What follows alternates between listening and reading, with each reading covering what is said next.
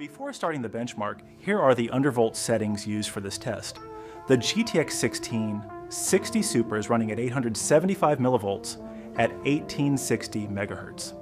That's roughly a minus 125 millivolt undervolt while maintaining stock clock speeds. First, we start with very low settings at native 1080 resolution using TAA.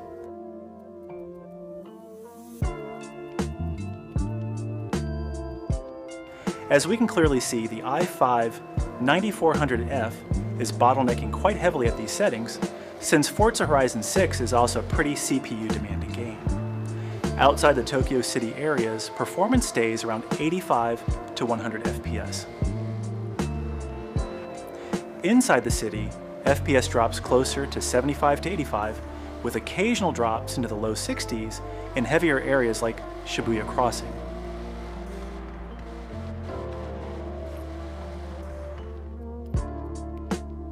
Now moving to low settings, the game already looks significantly better here, mainly because shadows are now enabled. At these settings, the CPU bottleneck becomes even more pronounced, and inside Tokyo City, we occasionally drop below 60 frames per second, while most of the time staying around 60 to 70 frames per second.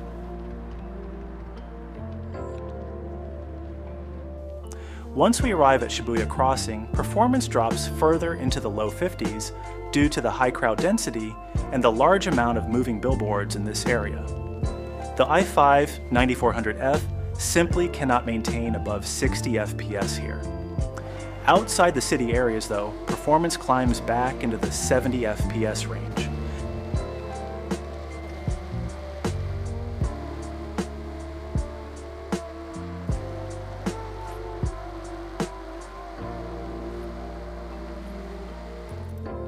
Now moving to medium settings, we are still seeing a noticeable CPU bottleneck inside the city areas, with FPS quite often dropping into the mid-50s, although most of the time, performance stays in the 60s.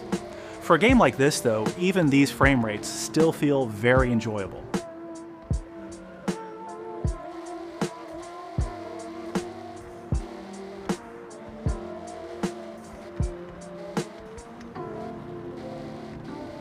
Outside the city areas, performance stays above 60 FPS almost all the time, and occasionally reaches into the 70s as well.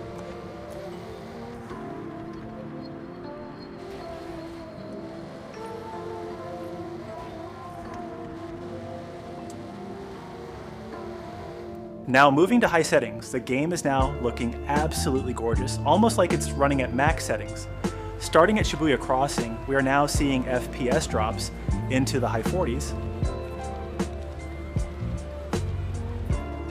And in other parts of the city as well, we are barely hitting 60 FPS, mostly staying around the mid to high 50s.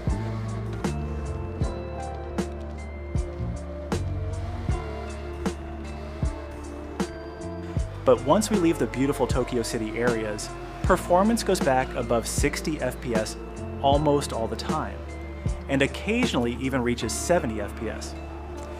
The game also looks extremely beautiful and noticeably sharper at these settings.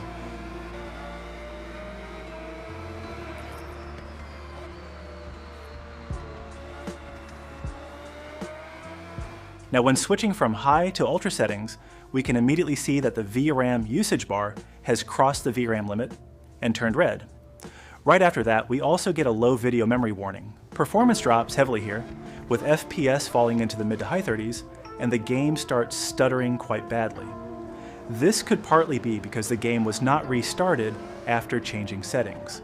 So after restarting the game, performance stabilizes a little, but we are still only getting low 40s FPS inside the city and high 40s outside the city areas.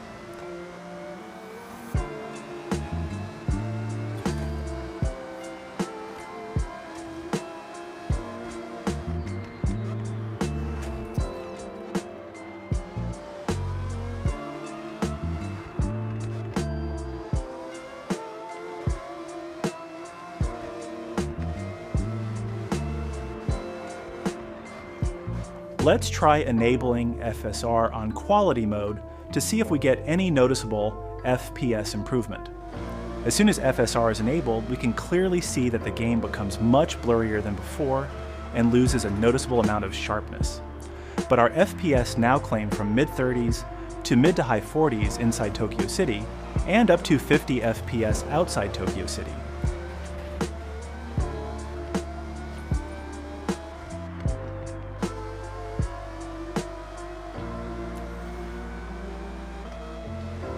Now moving to extreme settings, here I tried lowering textures down to high, since we already saw earlier that ultra settings were running out of VRAM. But even with high textures, our poor little 1660 Super, with just 6 GB of VRAM, simply cannot keep up in this game. FPS continues dropping as VRAM usage keeps increasing, and we can also see some textures swapping into system memory, since RAM usage jumps to around 15 GB. So in conclusion, extreme settings are simply not practical on this graphics card.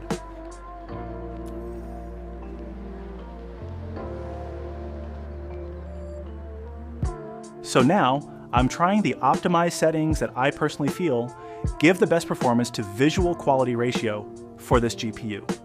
Feel free to copy these settings for yourself. And keep in mind I'm using TAA here, since every other upscaling option just doesn't look nearly as sharp. I tried all the anti-aliasing options, and honestly, TAA is still the best looking option for me. With these settings, we are seeing performance around 50 to 60 FPS, which still feels like a very solid experience in my opinion, especially for a game like this. And visually, the game still looks absolutely stunning. Personally, I would much rather trade a few frames below 60 for visuals this good, especially since I'm also a huge fan of this series. I would highly recommend using these settings because, to the human eye, they honestly look very close to max settings, while performance still remains very enjoyable.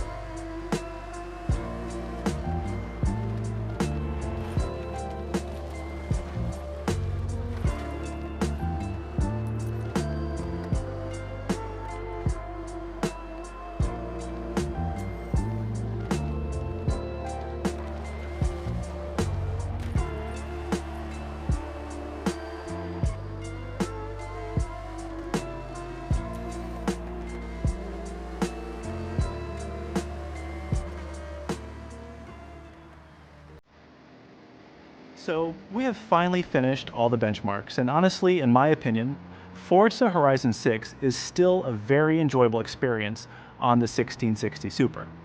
Even though this GPU is getting older now, the game still manages to look visually stunning, especially during nighttime driving, city scenes, and all the neon lighting across Tokyo. With the optimized settings, the overall experience still feels smooth and immersive. And personally, I really enjoyed playing the game on this card, so if you already own a 1660 Super, I honestly don't think you need to worry too much. You can still enjoy this game properly without major issues, while still getting visuals that honestly look incredible for a GPU in this class. And before ending the video, I also want to apologize a bit for the inactivity on the channel recently. I've been quite busy with college lately, and since this is still a very small channel with barely any subscribers, getting access to more hardware for testing is honestly pretty difficult right now. Most of the hardware you see on the channel comes from my own personal setup, so covering more GPUs, processors, or different PC parts consistently is not always easy for me at the moment.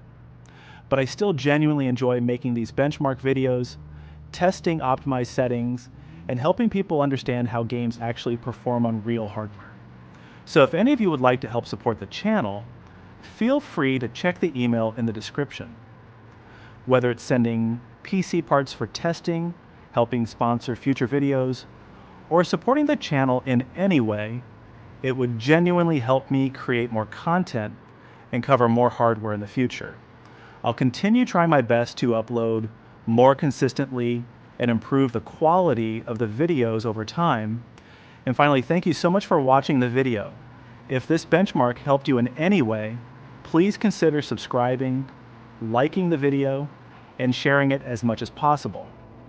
It genuinely helps the channel grow, and it also helps me continue making videos so more people can understand how these games perform before spending money on them. Thanks again for watching, and I'll see you guys in the next one.